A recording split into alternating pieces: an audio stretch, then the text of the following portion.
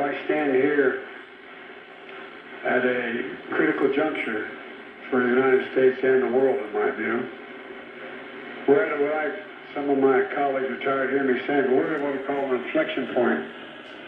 One of those points in world history where what happens the last few years will happen the next 6 or 8 years. We're going to determine what the world looks like for the next 30 to 40 years. It happened after World War II. It's happening again. The world is changing.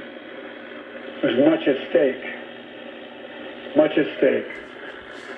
And the fact is that this is the time of choosing. This is the time of choosing the right choices we have. Are we a people who would choose democracy over autocracy? Couldn't ask that question 15 years ago. We really thought democracy was settled, not for African Americans, but democracy as an institutional structure was settled. But it's not. It's not. We have to choose a community over chaos. Are we the people who are going to choose love over hate? These are the vital questions of our time, and the reason why I'm here as your president. I believe Dr. King's life and legacy show us the way we should pay attention. I really do.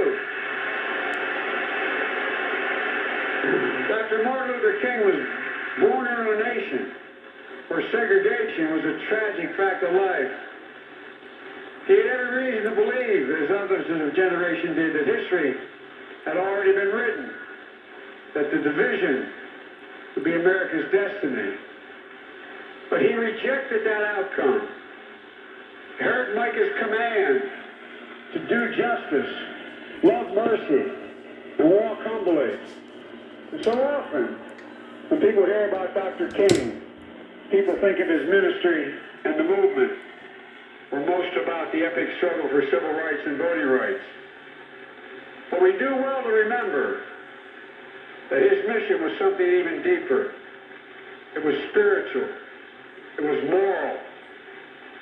The goal of the Southern Christian Leadership Conference, which Dr. King led, stated it clearly and boldly, and it must be repeated again now, to redeem the soul of America. I'm not joking. To redeem the soul of America. What is the soul of America? Easy to say. What is the soul of America? Well, the soul is the breath, the life, the essence of who we are. The soul makes us us.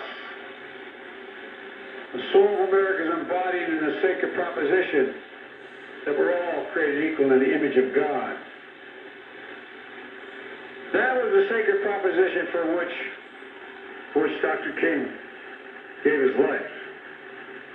The sacred proposition rooted in Scripture and enshrined in the Declaration of Independence.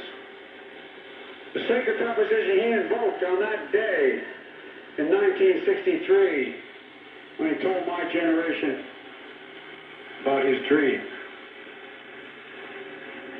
A dream in which we're all entitled to be treated with my father's favorite word, dignity and respect. A dream in which we all deserve liberty and justice, and it's still the task of our time to make that dream a reality because it's not there yet.